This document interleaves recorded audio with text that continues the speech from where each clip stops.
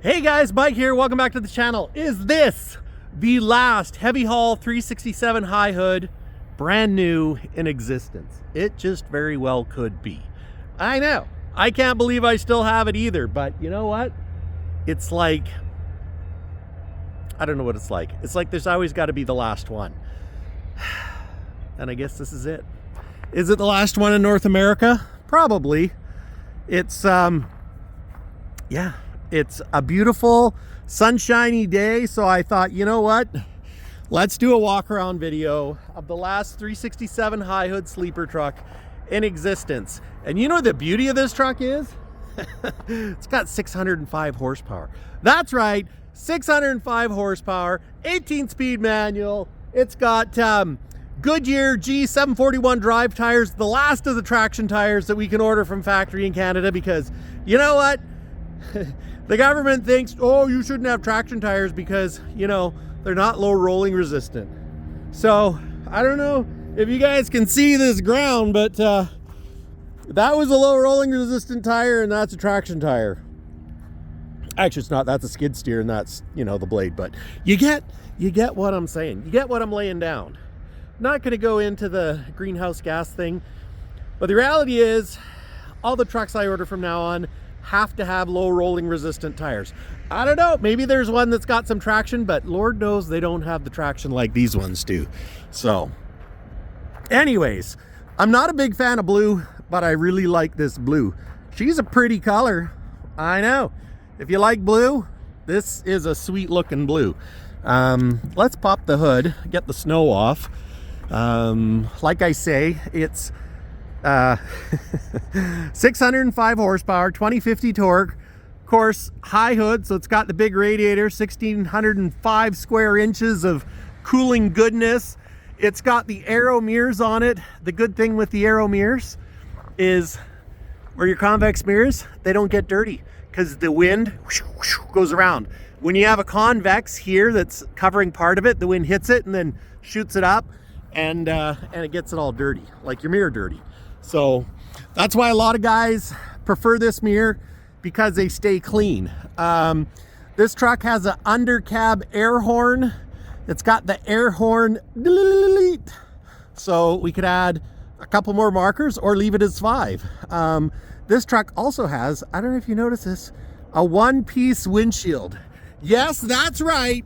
A 3 Series cab with a one-piece windshield. I bet you didn't know they made them. Well, they did. Some people don't like it, but some people love it because there's lots of visibility. And it's pretty cool, to tell you the truth, to be different. But, you know, this cab with a one piece, I don't know. What do you think? I kind of like it. Not gonna lie. So, not that I would ever lie to you guys. Sometimes I'm probably more truthful than I should be, but hey, if you can't tell the truth, then what the heck's the point? And if you always tell the truth, you don't have to worry about remembering what you said. And I don't have a very good memory, so 9 times out of 10, I'll probably forget it. But yeah, so anyways, this is the last 367 high hood. And look at that. Opens like butter. Let it fall gently. You don't want to slam your hood down or let the weight of the snow take it and slam it down, because you can break the limiting straps. How do I know? I saw it done. Actually, funny story. When I worked at Western Star, I sold Western Star trucks from 2007 to 2010. President of the company went out to open the hood on a truck, and I mean, he's a president. He was a guy that he'd wear like pink shirts and stuff. You know, I'm not saying, you know, but you know, he was metrosexual, I guess. You know, he's pretty hip. I mean, I don't know, pink shirts. Anyways, he opened the hood, had snow on it, so he let it drop, and the snow didn't just fall off the hood.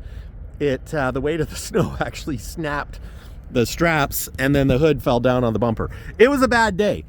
But the best part about it is the president of the company did it. So I didn't get in trouble for it, but anyways. So yeah, we have 565 2050 torque.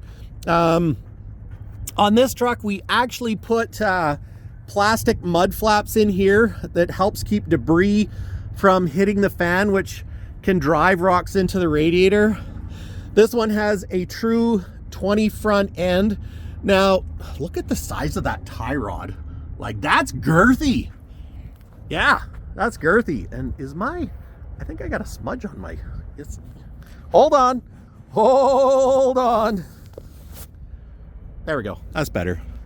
Smudge gone. But look at the size of that tie rod. She's big. Yeah, 605, 2050 torque. Last of the fiberglass hoods, which is kind of sad. But the reality is our 567s with the Mettens hoods, we've never had any issues. Quarter fenders on 367s, that's another story. But 605, got the jump terminals down here because the batteries are inside the cab. Now, the fun story, or fun fact, I guess it's a fun fact, not a fun story. A 20,000 pound front spring on at least a Peterbilt, probably a PACCAR product, has the same part number as an 18,000 pound spring. So if you order an 18,000 pound spring, you kind of get the same spring. I know, I didn't know that either, but we now know because actually my co-partner, other sales guy, he looked into it and he's like, wait a minute, they have the same part number. And yeah, so I guess an 18,000 front, it's actually the same spring pack. So if I'm wrong, somebody can correct me, but we fact checked it. So don't order an 18,000 pound front spring, order a 20. We have done tests and the 20s actually seem to ride better than the Progressive under certain conditions. So I don't know, when ordering a 20,000 front, I'm thinking maybe I should be ordering 20,000 pound springs because maybe it'll ride better. I don't know. A lot of it, the ride comes from the back too. So this particular truck has a toolbox underneath the driver's step. Now, the only thing I don't like about this, and there's a few quirky things about this truck, which is probably partially why it hasn't sold yet. I don't know that this is it, but with the toolbox, a Peterbilt toolbox isn't really tall. If we open it up and take a look, it kind of looks like a battery box, but not as tall as a battery box. And the gap between here is fairly large. Although for working under the truck, she's pretty easy. And you can see there are some your battery terminals that go around. Where do they go? Oh yeah, here they are. They go around here and then they go up through the floor there under the battery box. But this is a bit of a big step. It's not terrible, but you know, she's a bit. I have actually priced out putting an Automan battery box in there because the actual battery box is just a little bit taller, so the step is a little bit nicer, and it's only like $1,500 for a complete one. So if somebody wants that changed out, I'll put that on and I'll keep that toolbox for $1,500. Or we could put it back here for that matter. So I'm going to show you when we go in the cab, but I put Teltec weigh gauges in it, and I also put all air switches. So they've been plumbed to the back of the cab. This is Teltec 1, Teltec 2 fifth wheel slider. And the leveling valve, no, we still have 2 leveling valves. Okay, so I should probably, or could probably, hook up another Teltec to the other side, or we can single out the leveling valve. Odds are we'll probably single out the leveling valve. But it's got Meritor rear diffs. Of course, with the Meritor rear diffs, and we always got to put a Meritor driveline in with Meritor rear diffs. Why do you have to put a Meritor driveline in with Meritor rear diffs?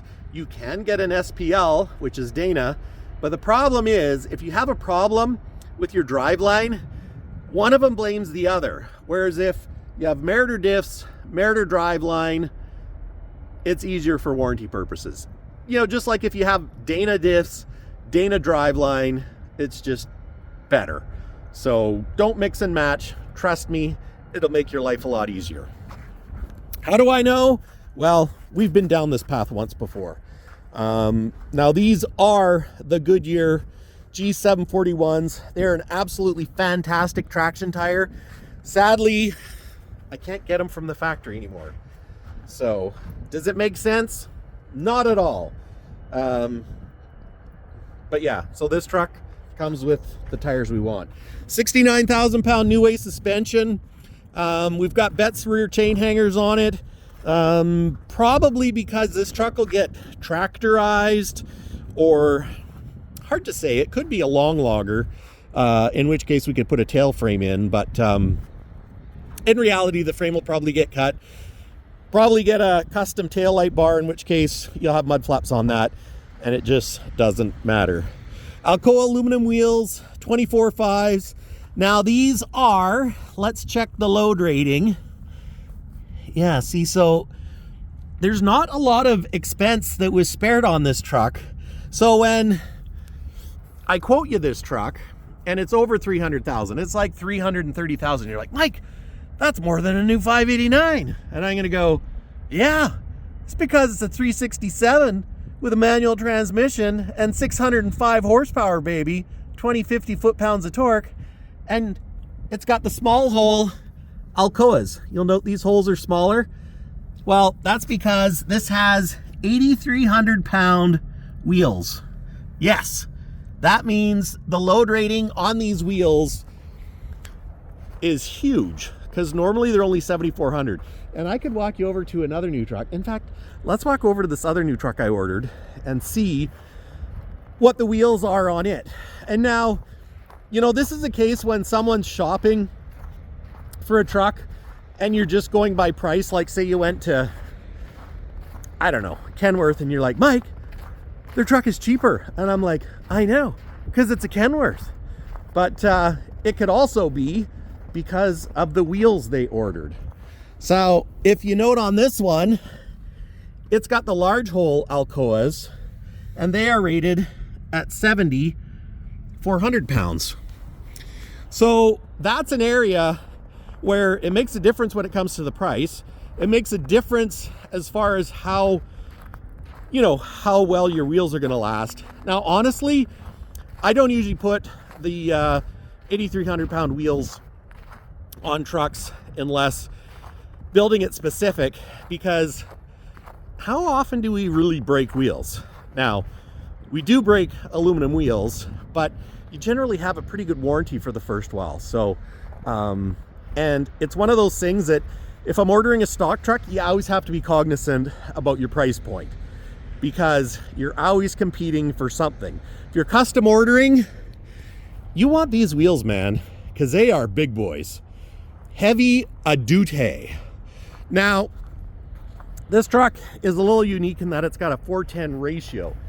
Traditionally, I like 430s with a TRIDRIVE, and the reason why I like 430s over 410 is when I started in this industry, a fellow by the name of Jim Poppy, who was our rep for Meritor, with Meritor rear diffs, which used to be Rockwell, a 410 ratio rear end is actually only rated for 23,000 kilograms, whereas a 430 ratio was rated for 25,000 kilograms.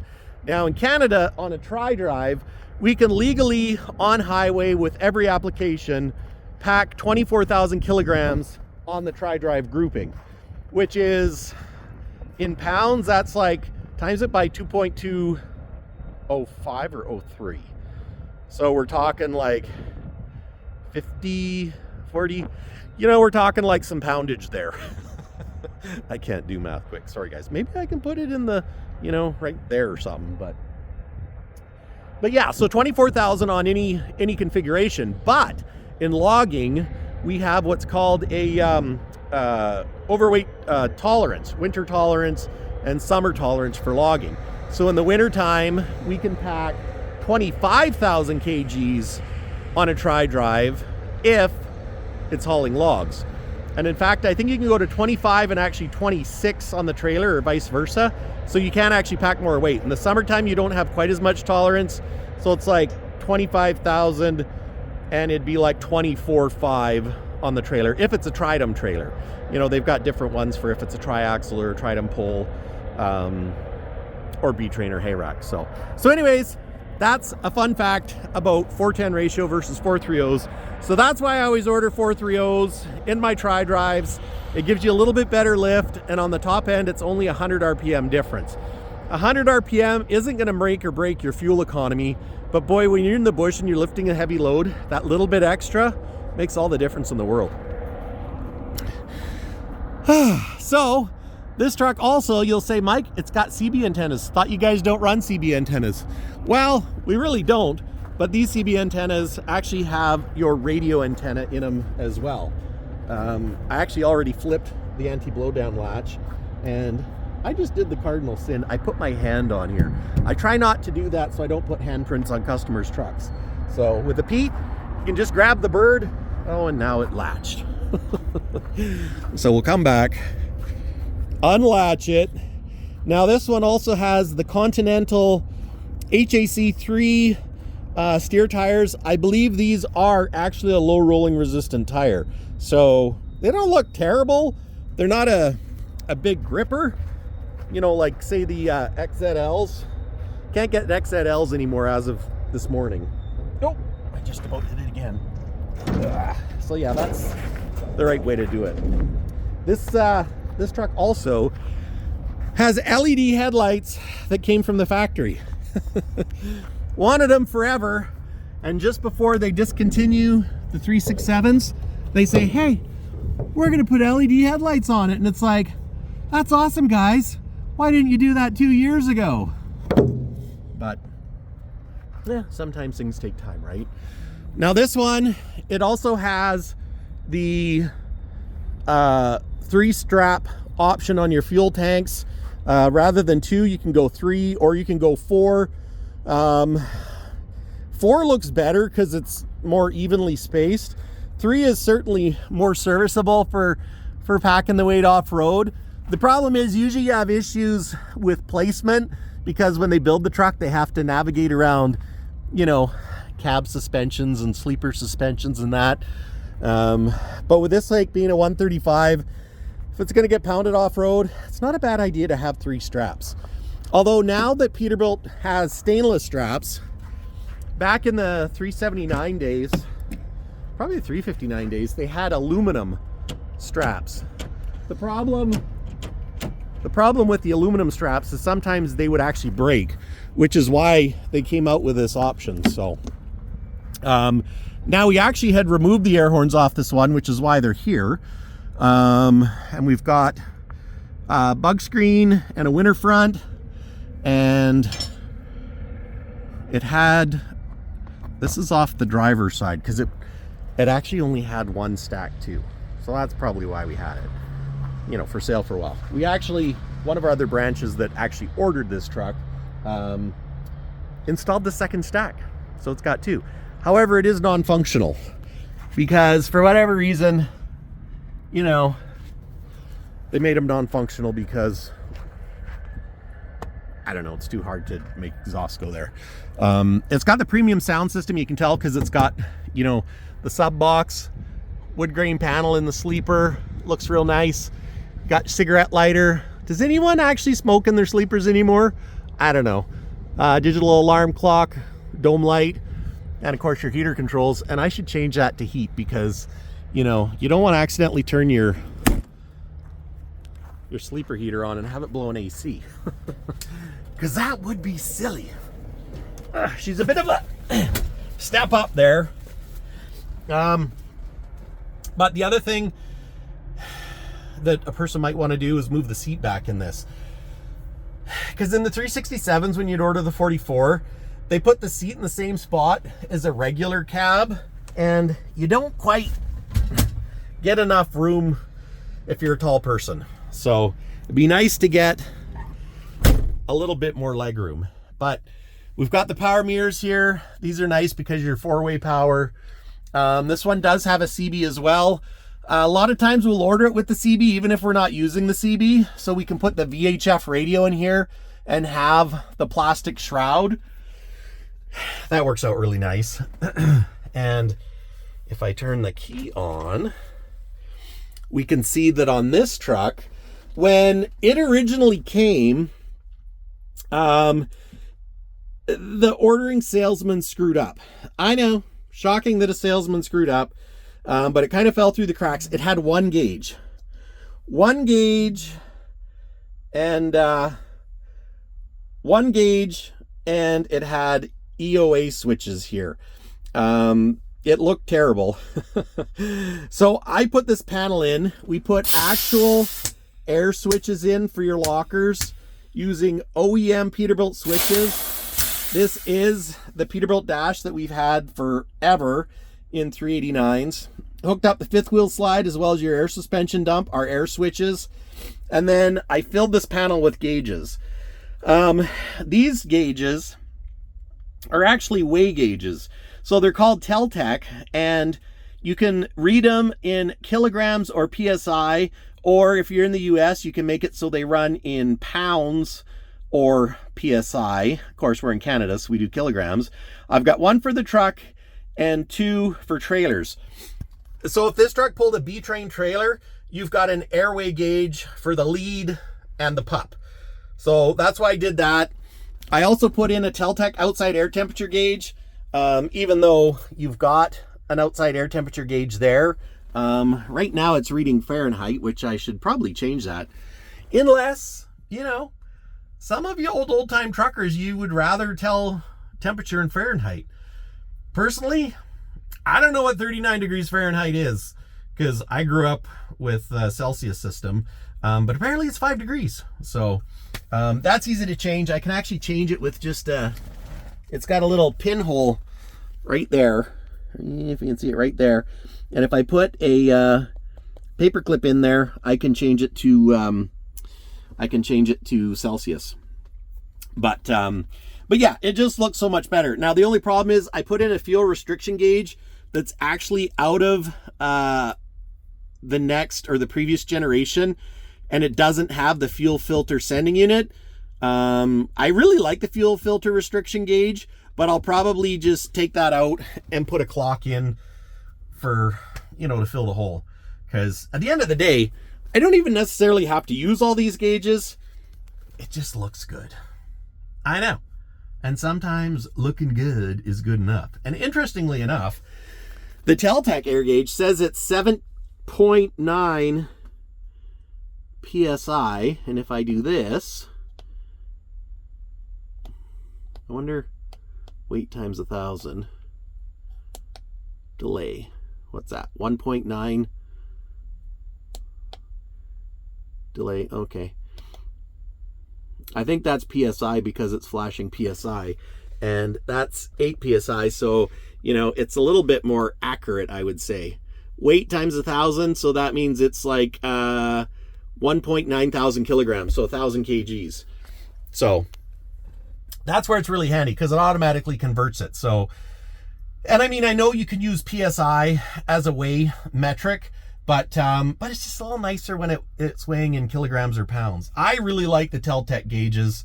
A lot of our customers are using them now. Now, the only thing with this one is it does have 2 leveling valves with the new way. So probably what I'll do, whoever buys this truck, see if they want a suspension overinflate. And if they do, we can single out the leveling valve, convert the other leveling valve into a suspension overinflate valve. And if they don't, and they're only pulling a single trailer, we can convert this one to the other leveling valve if they want the 2 leveling valves, so that you can read your left and right side air pressure, and then you just have to add the 2 together, and that's how you figure out your weight. But yeah, so that's kind of cool. You'll note the one-piece windshield, it has a ton of visibility. Like, it's kind of shocking how much it has not having the post there. It's a little bit deeper too, because it kind of goes out and around. So it's actually really quite nice. You know, there's not as many options for visors, mind you.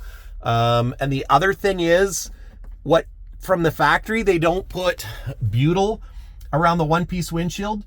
So what will happen is this windshield can squeak a little bit from new. And then the first time you change the windshield, we put butyl in it that helps seal it better, and then it doesn't squeak anymore. And really, I don't know why the factory doesn't put butyl in it, but I guess they're not building this cab anymore, so it really doesn't matter. So, but anyways, before I forget, I'm gonna take my shoes off because this truck also has carpet. If we look down here, it's got the heavy pile carpet.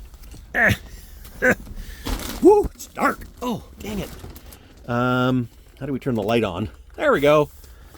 The nice thing with a 58-inch sleeper, which used to be called a 48-inch sleeper because the 58 is actually 48 inches from front to back. They call it a 58 because they measure this gap here and add it in. You know, it was the modern way of smoke and mirrors, but the actual physical length is 48 inches, is the physical size of the sleeper from the front of the box to the back of the box. So let's just turn this up to warm, and we'll turn the fan, let's just turn the fan down to 2, because then when what's up here? Yeah, we've got our incomplete vehicle documents, CB mic, antenna for your TV, and this is a strap so you can strap your TV, your microwave, or whatever there. But on the dash, we've got right here because we've got the dome light on in the sleeper, this switch will turn it off. So we do that, it's now off. And this one will turn on your sleeper heater. Well, it'll turn on your sleeper. Well, yeah, it'll turn on your sleeper heater / AC, so that whatever it's set to back there, it'll automatically start blowing. So if it's set to AC, it'll start blowing cold, and if it's set to hot, it'll start blowing warm. And you don't want to have it set to AC in the wintertime, turn it on, you're like, why isn't it getting warm in here? Why am I so cold? Well, it's because you've got the air conditioning on, dingus. Once again, ask me how I know. But it only has 580,000 kilometers, which in miles isn't a lot. What is it in miles? It's probably like 360 miles, something like that. But let's fire this baby up.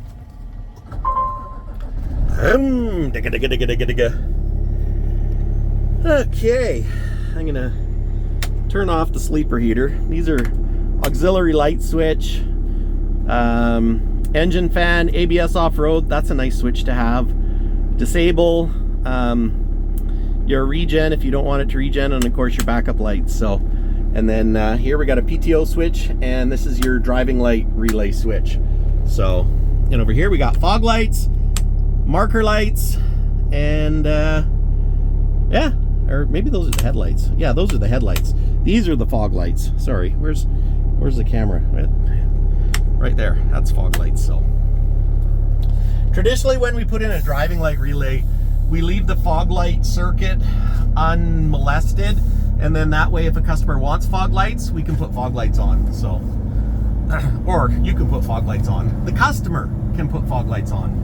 This truck actually turns really sharp too, which is nice. It was ordered right in that respect, because if you bring it in with a wide track axle, which we weren't actually able to do for the longest time, it turns just a little bit sharper. And fun fact, Meritors actually turn a little sharper than some others. At least that's what I found. I don't know, what do you guys prefer? What do you find turns the best? Are you a Meritor guy? Are you a Dana guy? What do you think of the PACCAR front axle? PACCAR is really pushing us to put the new PACCAR 20,000 pound front axle in, and it's actually, I shouldn't call it new because it's really not all that new. I know I put it in a truck back in 2018, and I think I told you guys about it. I did it because it was cheap, and the customer was breaking my cojones about, you know, keeping the cost down, and it was cheaper because it's proprietary. And you know what? Never had any issues with it at all. he actually ended up getting rid of the truck, not because he had any issues with the truck, but he ordered it with a regular day cab rather than the extended cab, because he was always going to put a sleeper on it if he decided to go back working in the oil patch. And it's easier to put a sleeper on a regular cab than an extended day cab, because for the extended day cab you actually have to take the extended day cab off, and it makes it a bit challenging. So yeah, that's a thing. But anyways, guys, that's it for me. Oh, and I guess I forgot to finish the story here. But yeah, because the regular day cab with no sleeper, you basically cut the back of the cab out, the boot ring is there, you put the rubber on, bolt the sleeper to the cab, move your air suspension back onto the sleeper, and Bob's your uncle. But on an extended cab that we used to have, that we don't have anymore, you actually have to remove the extended cab portion, and of course it's all painted, and then the boot ring is there for a high roof sleeper. So yeah, it's doable, but you end up with some holes in the roof, and you might have to paint and fill the holes, which isn't a big deal when you have a body shop at your disposal, but sometimes the guys are busy. So anyways, guys, take care. I'm gonna go snap some pictures so I can make a thumbnail. We'll see you in the next one. Maybe we'll be working on Cabovers the next one. Take care. Oh, and I'm in the way. Get out of the way, Mike. Get out of the way. It's fine. Just give me 400 acres and I'll turn this rig around. Some guys can turn it on a dime, some turn it right downtown. I'm gonna pull this big rig around under the sign, driving really slow with my four-ways on so I don't get it dirty, because then I have to wash it. Although I probably could use a wash because it's got a little bit of that snow dirt sediment, but I'll wait till we deliver it to one of you guys, because she's a beautiful rig. Beautiful rig! Beautiful truck! I don't really like calling trucks rigs. It seems, I don't know, a truck is a truck, right? And a pickup truck is a little truck. But anyways, probably none of you are watching anymore anyways, but those of you are, thank you. You are the best.